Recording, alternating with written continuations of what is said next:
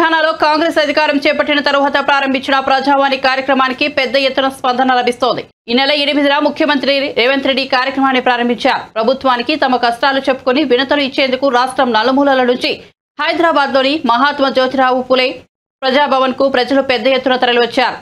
అర్జీలు ఇచ్చేందుకు వచ్చే వారితో దాదాపు 1/2 కిలోమీటర్ మేర క్యూ ఏర్పడింది. గతంలో ప్రజా దర్బార్గా ఉన్న పేరును రేవంత్ రెడ్డి ప్రభుత్వం ప్రజావాణిగా మార్చి ప్రతి మంగళ శుక్రవారాల్లో నిర్వహిస్తోంది. ఉదయం 10 గంటల నుంచి మధ్యాహ్నం 1 గంట వరకు కార్యక్రమం జరగనున్న 10 గంటల వరకు వచ్చిన వారికి అర్జీలు వచ్చే అవకాశం ఉండటంతో తెల్లవారుజాము నుంచే ప్రజాభవన్ కు చేరుకున్నారు.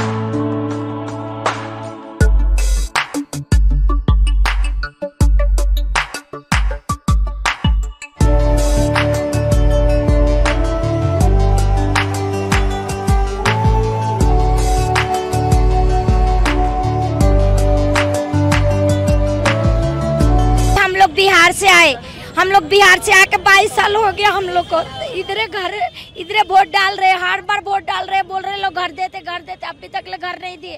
इंक्वायरी को जाके हम लोग इंक्वायरी कर लिए, जिसको घर है उसको घर दे रहे, जिसको घर नहीं उसको घर देना ना, उनको घर देना ना, जिसको घर नहीं है उसको घर देना।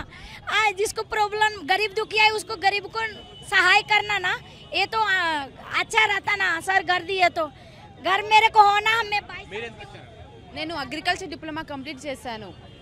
నా లెక్క చాలా మంది మా సీనియర్స్ సూపర్ సీనియర్స్ కూడా ఉన్నారు. ఇప్పటికీ ఏఈఓ నోటిఫికేషన్ అనేది రాలేదు.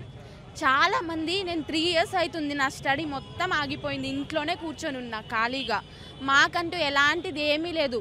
ఏదైనా ఉంటే అగ్రిసెట్ అంటున్నారు, మాకు ఎలాంటి ఆపర్చునిటీస్ లేదు, చాలా ఖాళీగా మిగిలిపోతున్నాం. కాబట్టి మేము ఏఈఓ నోటిఫికేషన్ కోసం అడుగుతున్నాం. ఇక్కడికి నేను ఏఈఓ నోటిఫికేషన్ కోసం మాకు ఏదైనా న్యాయం జరగాలని సీఎం గారిని కలవడానికని వచ్చాను. మేము రామగుండం నుంచి వచ్చామండి.